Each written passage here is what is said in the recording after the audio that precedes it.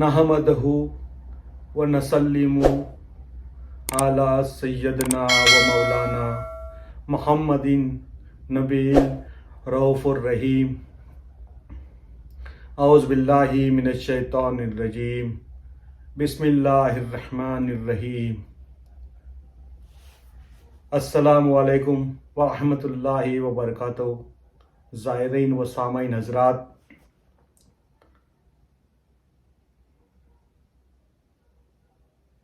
तख्लीक़ आदम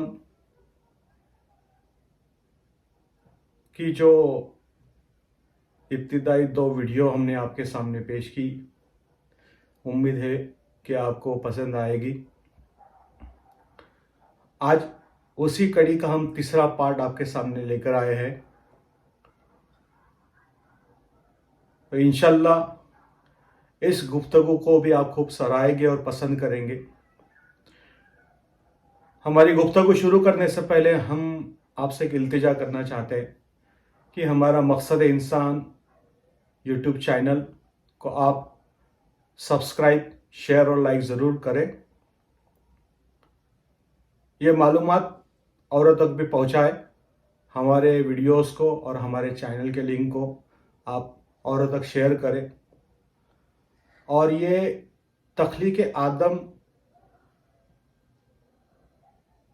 की जो इब्तिदाई वीडियोस है उसकी लिंक हम डिस्क्रिप्शन में दे देंगे।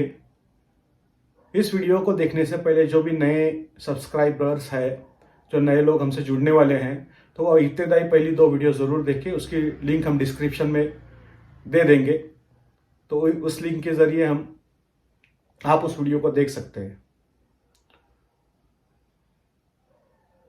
तो चलिए शुरू करते हैं।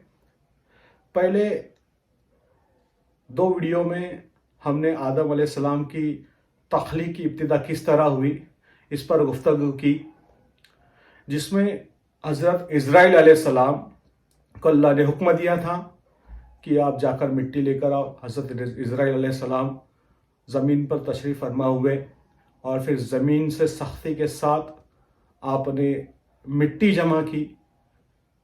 हज़रत इज़राइल अलैहिस्सलाम ने मुख्तलिफ़ जगहों से, ज़मीन की मुख्तलिफ़ जगहों से मिट्टी जमा की, जिसमें तरह तरह के रंगों की मिट्टी थी। सफ़ेद, सियाह, सुर्ख, लाल, काली, पीली, हर रंग की मिट्टी थी। ये बताने के पीछे की वजह यह है कि कुल औलाद आदम को अल्लाह ने आदम अलैहिस्सलाम की ज़ुर्रियत से पैदा किया और आदम अलैहिस्सलाम को इसी मुख्तलिफ मिट्टियों से अल्लाह ने जमा किया। माफ़ी चाहता हूँ, मुख्तलिफ मिट्टियों से जो इज़राइल अलैहिस्सलाम ने लाई थी, मुख्तलिफ मिट्टी जमा करके लाई थी। तो ये मुख्तलिफ मिट्टी से अल्लाह ने आदम अलैहिस्सलाम का मुजस्समा बनाया। तो आज हमारे देखने में आता है कि मुख्तलिफ रंगों के लोग हमें नज़र आते हैं। गोरे, काले, सियाह, सावले, गेहुए, तरह तरह के रंगों के इंसान हम देखते हैं। तो ये उसी मिट्टी की खसलत है और उसी मिट्टी की सिफात है। अब वो उसी मिट्टी की खसलत और सिफातों में कुछ बातें पाई जाती है कि तरह तरह के मिजाज वाले भी लोग हमें नजर आते हैं। तो जैसे मिट्टी की खसलत और सिफात है, वैसे मिट्टी का इंसान हम देखते हैं, है ना। कोई गुस्से वाला होता है, कोई मोहब्बत वाला होता है, कोई शफकत वाला होता है। तो तरह तरह के मिजाज के लोग हमें नजर आते हैं। तो जब आदम अलैहिस्सलाम का मुजस्समे की तख्लीक शुरू हुई और अल्लाह ने जब उस मिट्टी को गोंदना चाहा, तो अल्लाह ने 39 दिन, मुसलसल 39 दिन अपने रहमत की बारिश उस मिट्टी पर बरसाई। अब यहां पर गौर तलब बात यह है कि 39 दिन मुसलसल बारिश जो बरसी है, जो पानी बरसा है उस मिट्टी पर, तो वो उस मिट्टी पर वो बड़ा गीला और सख्त गुजरा।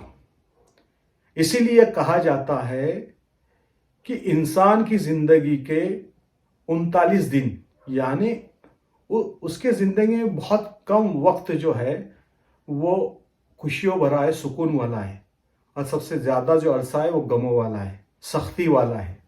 تو یہی ہم ہمارے زندگیوں میں بھی دیکھتے ہیں کہ ہماری زندگیاں بھی کچھ اسی طرح سے گزرتی ہے کہ زیادہ وقت ہم سختی اور غموں میں گزارتے ہیں اور بہت کم وقت ہوتا ہے جہاں پہ ہمیں سکون نصیب ہوتا ہے.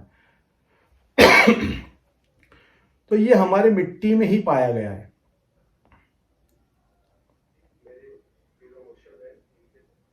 اب اللہ نے اس مٹی کو بھگویا، 40ویں دن اس کو سکھایا. اب وہ مٹی جو ہے وہ کیچڑ نما ہو گئی تھی، چپکتی ہوئی مٹی ہو گئی تھی. پھر اللہ نے اس مٹی سے آدم علیہ السلام کا مجسمہ تخلیق دینا شروع کیا.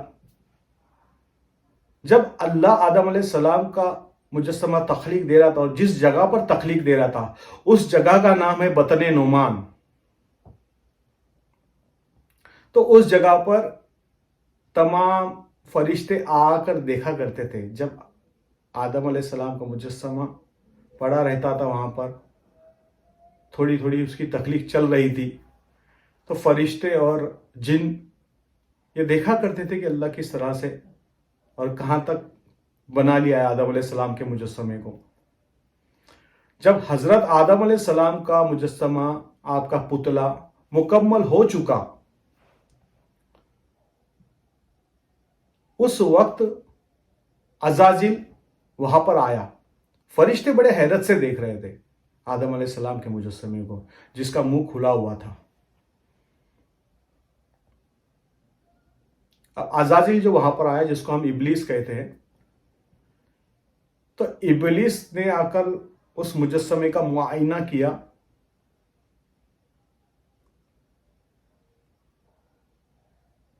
اور اس مجسمے میں جانے کی کوشش کی. فرشتوں سے کہا کہ میں اس مجسمے میں جا کر دیکھتا ہوں، اندر دیکھتا ہوں جا کر کہ اللہ نے ایسی کیا شے بنائی ہے یہ جو اللہ کا خلیفہ بننے والا ہے. تو اس سے پہلے ہم تھوڑی ابلیس کی پچھلی زندگی کے بارے میں جان لیتے ہیں. اللہ نے کل کائنات بنائی تو حضرت انسان سے پہلے یہ دو مخلوقات تھی، جن اور ابلیس، یعنی جن اور فرشتے. تو جنوں کا جو استاد، جنوں اور کل فرشتوں کا استاد یہی ابلیس تھا، جو فرشتوں کو پڑھایا کرتا تھا، ان کا استاد تھا، ان کو تعلیم دیا کرتا تھا. جن اور فرشتے یہ سب اللہ کی عبادت کیا کرتے تھے. تو ابلیس میں وہ بھی بات تھی،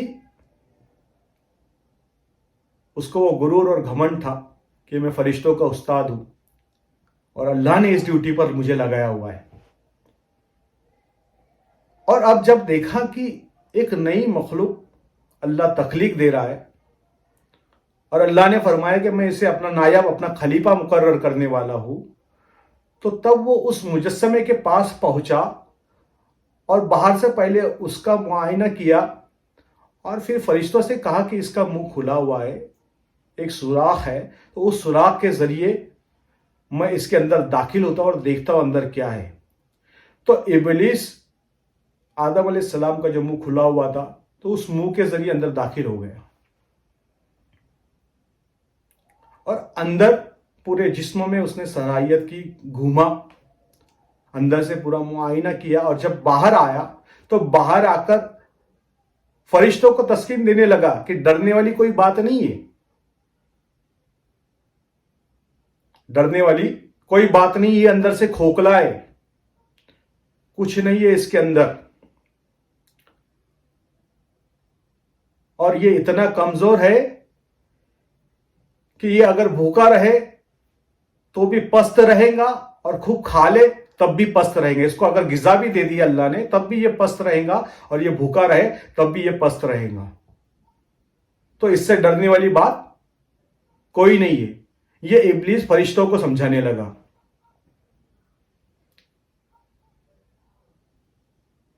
اب اصل جو بات تھی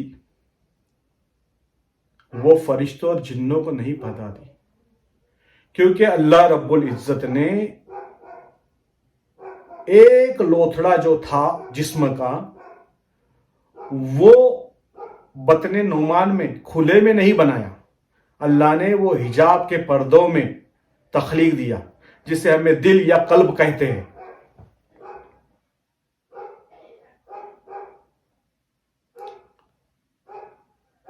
اور پھر آخر میں اللہ نے اس قلب کو، اس جسم کے جو مقام ہے قلب کا، اس مقام پر اللہ نے اس کو رکھ دیا۔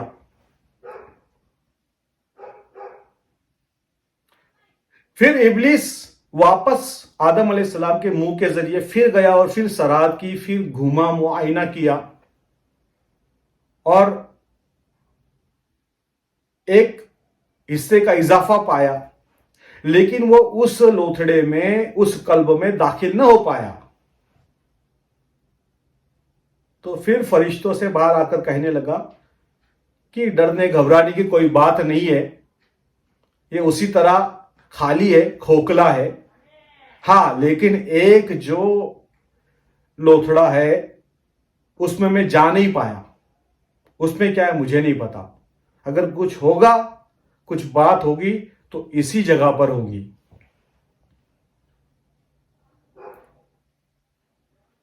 تو آدم علیہ السلام کا مجسمہ ابھی اپنے کمال کو، تکمیل کے، تخلیق کے کمال کو پہنچ چکا تھا، پوری طرح مکمل ہو چکا تھا۔